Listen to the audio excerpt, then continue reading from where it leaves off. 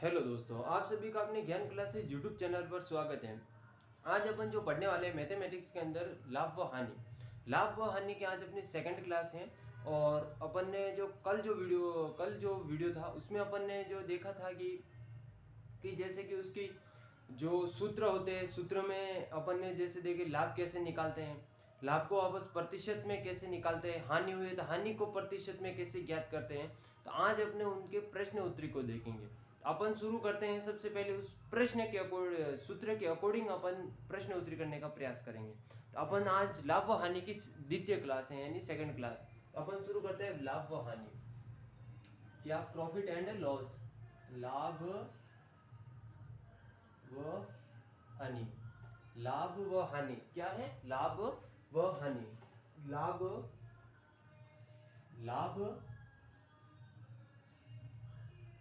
हानि। इन लाभ व हानि की जो आज की अपनी क्लास है, वह अपनी जो क्लास है सेकंड नंबर की क्लास है। कितने नंबर की क्लास है? सेकंड नंबर की। अपन लाभ व हानि को देख रहे हैं और लाभ व हानि की आज की अपनी सेकंड क्लास है। और सेकंड क्लास को अपन ने फर्स्ट क्लास के जो सूत्र थे, सूत्र के अकॉर्डिंग अपन क्या करने वाले हैं, आज सेकंड क्लास को अपन शुरू करने वाले हैं। तो पहला जो अपना सूत्र था कि अपन क्रय मूल्य कैसे ज्ञात करें या उसका प्रॉफिट कैसे ज्ञात करें। तो अपन शुरू करते हैं। और शुरू अपन ने देखा था प्रॉफिट यानी लाभ को अपन P से दर्शा रहे थे और हानि को अपन H से लॉस से L से दर्शा रहे थे। तो मैंने बताया कि अपन जो लाभ होता उसको अपन P से दर्शाते हैं, जबकि हानि को अपन L से दर्शा रहे थे। जबकि मैंने बात की थी कि अपन क्रय मूल्य यानी खरीदा गया मूल्य को अपन CP से दर्शा रहे थे। मैंने दूसरी बात भी की थी, क्रय मूल्य और क्रय मूल्य में अगर देखें तो अपन इसको जिससे दर्शा रहे थे वह था CP। क्या था? और एक था विक्रय मूल्य। अगर अपन बात करें विक्रय मूल्य को जिससे दर्शा रहे थे, एक था विक्रय मूल्य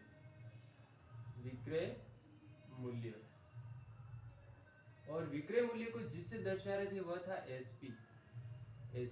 तो मैंने ये बता दिया कि क्रय मूल्य और विक्रय मूल्य के बारे में बताया था।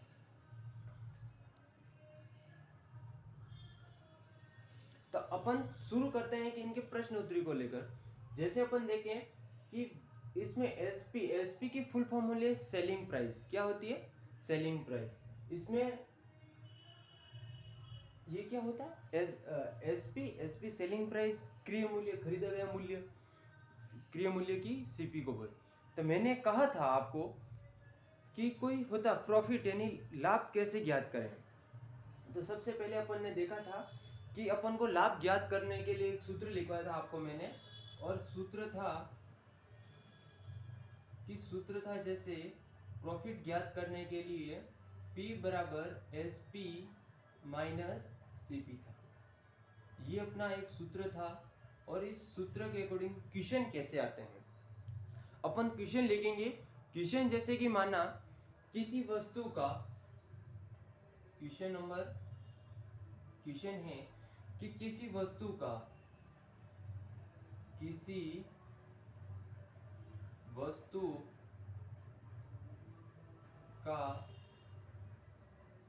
क्रय मूल्य यानी अब मैं आपको सीपी ऐसे लिखूंगा, क्रय मूल्य 300 है तथा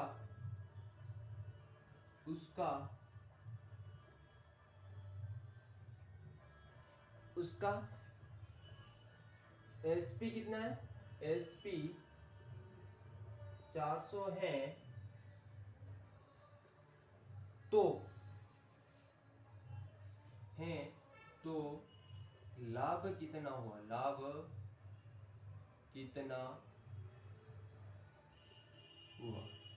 और इसके लिए मैंने एक सूत्र लिखवाया अभी, और वो सूत्र है P बराबर एसपी माइनस सीपी। अपन शुरू करते हैं और इसके सूत्र के अकॉर्डिंग देखेंगे। अपन सूत्र के अंदर इसको प्रश्न के अनुसार इस सूत्र में रखेंगे। और सूत्र कह रहा है कि मुझे क्या चाहिए? लाभ कितना हुआ। ये सूत्र कह रहा है कि मुझे लाभ कितना हुआ, और लाभ के लिए अपन ने ये सूत्र लिखा था P बराबर एसपी माइनस सीपी। अब अपन को सबसे पहले ज्ञात करना और हल लगाते हैं। अपन क्या लगाते हैं? हल। हल देखते हैं। अपन को इसमें जो सूत्र है, सूत्र में है SP बराबर SP माइनस CP, ये है अपना सूत्र। और अपन अकॉर्डिंग टू सूत्र के अनुसार प्रश्न को हल करने का प्रयास करेंगे। अपन देखते हैं कि इसमें SP का जो मान दे के रखा है, कितना दे के रखा है इसमें, SP का मान 400 दे के रखा है, कितना, तो ये 400। जबकि इसमें CP का मान कितना दे के रखा है, CP का मान दे के रखा है 300। अपन को अगर दो चीजें दे रखी है तो अपन इसका मतलब एक चीज वास्तविक रूप से निकाल सकते हैं। अपन शुरू करते हैं।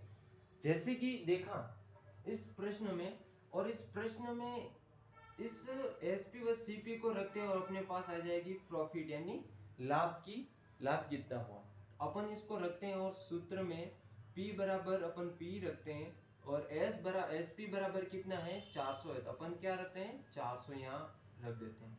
माइनस का माइनस, और ये CP यानी CP में अपन क्या रख रहे हैं, खरीदा गया मूल्य, और खरीदे गए मूल्य को अपन 300 आता, अपन ने 300 रख दिया अकॉर्डिंग टू सूत्र। अब देखना है कि P बराबर जो मान आएगा वो कितना आएगा। अगर 400 में से 300 घटाते तो कितना आता है, 100। तो ये अपना इसका क्या हो गया, आंसर हो गया। तो अपना जो आंसर है इस क्वेश्चन के अकॉर्डिंग वह है कि लाभ कितने का हुआ, तो लाभ अपन को 100 का हुआ। यही क्वेश्चन किस तरह से आते हैं, ठीक है, और मैं आपको बता दूं इसका आंसर तो ये हो गया। अब आपको पूछ दिया जाए अगर इसका लाभ यह है तो इसका सेलिंग प्राइस वो सब कितना है, आपको जैसे इनमें से एक को मान नहीं लेना अभी आपको। जैसे अपन प्रॉफिट का मान अपने पास 100 आ गया, अपन 100 ले रहे हैं, और अपन माना कि अपन SP का मान भी कितना था, उसमें 400 था, और अपन CP ज्ञात करेंगे। अपने पास CP कितना आना चाहिए, CP पहले से 300 थे, 300 आएगा कैसे वो देखते हैं अपन। ये इसको ज्ञात करना वाला, इस सूत्र के अनुसार इस क्वेश्चन को भी करना है। इस क्वेश्चन में भी कोई हेराफेरी नहीं करना। सूत्र है जैसा कि जैसे रखो, P बराबर SP माइनस CP। अब देखो P का मान यहाँ कितना देके रखा, 100 बराबर SP कितना, 400 माइनस CP का CP। आपको कुछ नहीं करना था, ठीक है। 400 को इधर ही रहने दो, क्योंकि ये माइनस की संख्या इधर आते ही प्लस की हो जाएगी। तो CP को इधर ले आए, ये प्लस की हो गई, और 400 थे इधर के इधर ही रखे, और 100 को इधर लाए वापस, तो प्लस के थे तो इधर आके माइनस की हो गई थी। कितने हो, CP अब बराबर अपना क्या हो गया, 300। यानी ये क्वेश्चन भी यही कहता है कि आपका ये आंसर, इसका मतलब ये भी सही है, ये भी सही है। अपन को CP ज्ञात हो गया इसके अनुसार ही। और जैसे दूसरा देखिए SP भी इसी तरह से निकलना, कोई बदल नहीं करनी है। और देखना है कि प्रॉफिट, इसमें अपन CP और P के मान को रख देंगे और SP का मान अपन को ज्ञात हो जाएगा। P का मान 100 का 100 है, तो अपन लिखते हैं P बराबर SP माइनस CP। P का मान 100 है, जबकि अपन को SP का मान ज्ञात कर रहे हैं इस प्रश्न के अकॉर्डिंग ही। लेकिन इस प्रश्न का आंसर जो था वो अपने कभी भी आ चुका है, कब का। तो अपन ने देखा अपने प्रॉफिट का आंसर कितना था, 100। तो अपन ने प्रॉफिट बराबर 100 रखा, और SP का मान अपन इसी के अनुसार ज्ञात कर रहे हैं, यानी सेलिंग प्राइस का। तो सेलिंग प्राइस की जगह सेलिंग प्राइस, और माइनस CP का मान अपने पास 300 था, ये भी 300, तो अपन 300 रख रहे हैं। समझ में आ गया होगा। अब ये 100 का 100 और ये माइनस का 300 किसका, ये इधर आ जाएगा तो प्लस का 300 हो जाएगा, और बराबर SP का SP हो जाएगा, 400 हो जाएगा। 100 प्लस 300 400 बराबर SP। अपन ने एक सूत्र के माध्यम से इसको इतनी तरह से हल करने का प्रयास किया। तो क्वेश्चन एग्जाम में इसी तरह से आते हैं। 6ठी 7वीं 8वीं 9वीं 10वीं तक नॉर्मल से 1-2 नंबर की क्वेश्चन आते हैं, ज्यादा नंबर की क्वेश्चन नहीं आते हैं। जबकि इनको ऐसे ही निकाला जाता है, बहुत सिंपल तरीका है, इनके माध्यम से इसको ज्ञात किया जा सकता है। अपन ने एक का मान नहीं था, P का मान अपने पास नहीं था, इस क्वेश्चन में जो पूछा था वो ये P का मान पूछा था, और अपन ने P का मान ज्ञात किया। किसी वस्तु का क्रय मूल्य 300 है तथा उसका SP 400 है, तो लाभ कितना होगा, ये हो गया। अब मैंने इतना क्यों बताया इसी क्वेश्चन में, क्योंकि क्वेश्चन ऐसे ही आता है, कुछ नहीं आता है। किसी वस्तु का क्रय मूल्य 300 है तथा उसका लाभ 100 है, उसका विक्रय मूल्य कितना होगा। आप उसके लिए जो विक्रय मूल्य ज्ञात करने के लिए जो सूत्र है सेम ही लगेंगे, बस आपको सही जमाना आना चाहिए और पक्षांतर करने का सही तरीका जान होनी चाहिए। अपन ने इसी प्रश्न में 3 प्रश्नों को कवर कर लिए। अगर आपके पास क्रय मूल्य नहीं देता और विक्रय मूल्य और प्रॉफिट देता तो भी आप ज्ञात कर सकते हो। अगर प्रॉफिट दिया हुआ और क्रय मूल्य दिया हुआ है तो आप विक्रय मूल्य ज्ञात कर सकते हो, और प्रॉफिट नहीं दिया हुआ और विक्रय मूल्य और क्रय मूल्य दिया हुआ है तो आप प्रॉफिट ज्ञात कर सकते हो। अब अपन नेक्स्ट प्रश्न देखेंगे इसके अगला, कि इसके बाद ये लाभ कितना हुआ, तो लाभ कितना प्रतिशत हुआ। दूसरा क्वेश्चन यही बनता है, लाभ कितना प्रतिशत हुआ।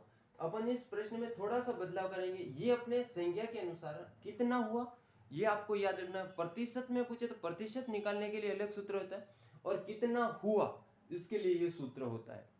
तो अपन शुरू दूसरी देखते हैं, और इसमें अपन देखते हैं कि प्रतिशत कितना होता है, ये देखते हैं अपन। जैसे देखते हैं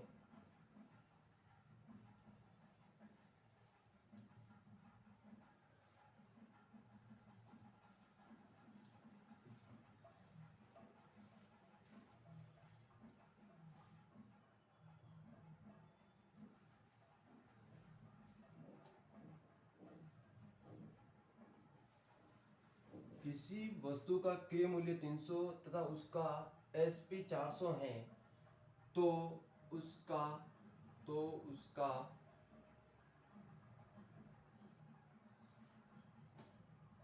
लाभ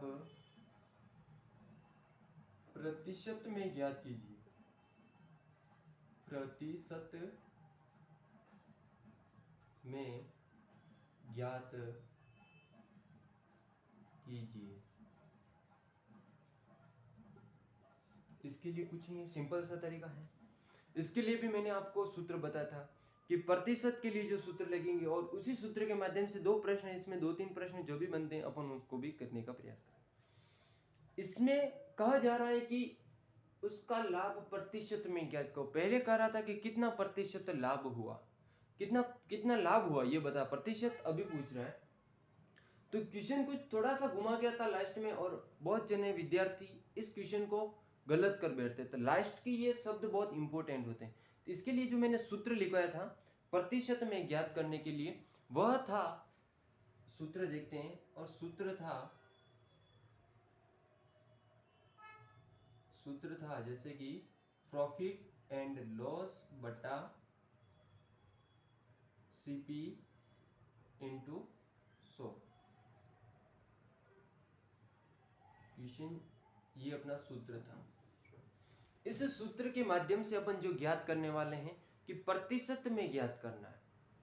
तो प्रतिशत में ज्ञात करने के लिए अपन देखते हैं, इसमें अपन को दे के रखा है कि किसी वस्तु का, अपन को इसमें क्या क्या चाहिए। सबसे पहले तो ये देखो, प्रॉफिट चाहिए या लॉस चाहिए। अपने पास क्रय मूल्य ही है, उसका विक्रय मूल्य की कोई जरूरत नहीं है। अपन प्रॉफिट को ज्ञात करने के लिए मैंने अगला प्रश्न देखा था कि एसपी में से माइनस सीपी कर दो। क्या कर दो, एसपी में से माइनस सीपी कर दो, तो आपके पास प्रॉफिट हो जाता है। और प्रॉफिट और लॉस हो रहा है, आपको ज्ञात करना है। इसका मतलब आपको प्रॉफिट हो रहा है या लाभ, एसपी माइनस सीपी कर दो और बराबर प्रॉफिट आ जाता है। प्रॉफिट बराबर हो जाएगा 400 माइनस 300, पी बराबर 100 हो जाएगा। ये अपना प्रश्न है। अब कुछ बहुत सूत्र में भी बहुत सारे निकालने होते हैं। जैसे अपन ने इसको प्रॉफिट निकालना था और प्रॉफिट को अपन ने निकाल चुके हैं। दूसरी बात देखते हैं इसमें प्रॉफिट कितना है, और इस क्वेश्चन के अकॉर्डिंग देखते हैं। और इसमें जो सीपी दे के रखा, अपन को सीपी भी दे के रखा, और सीपी जो यानी क्रय मूल्य होता है, क्रय मूल्य कितने दे के रखा, 300। और एसपी यानी सेलिंग प्राइस 400 दे के रखी है। इसके अकॉर्डिंग करने का प्रयास करेंगे और देखते हैं अपन। जैसे कि प्रॉफिट कितना है, प्रॉफिट इसमें अपना 100 है। कितना है, 100। तो 100 अपन ऊपर रख रहे हैं, बटा सीपी कितना, सीपी 300, 300 नीचे इंटू 100 का 100। अब ये पूरा लाभ कितना प्रतिशत हुआ, इन 3 जीरो से ये 3 जीरो कट। अगली स्टेप क्या होगी, जैसे ही 100 में 3 का भाग देंगे तो अपना जो आंसर आएगा 3 3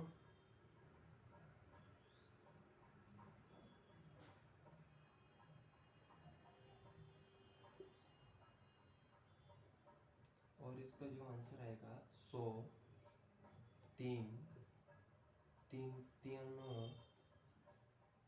1 3 3 9 और 1 सहित 3 बटा प्रतिशत। अपना जो इसमें जो लाभ हुआ है, इस वस्तु को अपन ने 300 रुपये में खरीदा और 400 रुपये में बेचा, तो अपन को जो लाभ हुआ था वो 33 सही 1/3 प्रतिशत का लाभ हुआ था। इसी में दूसरा क्वेश्चन आता है कि कितने प्रतिशत की हानि हुई। तो इसके लिए कुछ नहीं आता है कि जैसे विक्रय मूल्य को इधर लगा दो और क्रय मूल्य को इधर लगा दो, तो अपन को समझ में आ जाएगा।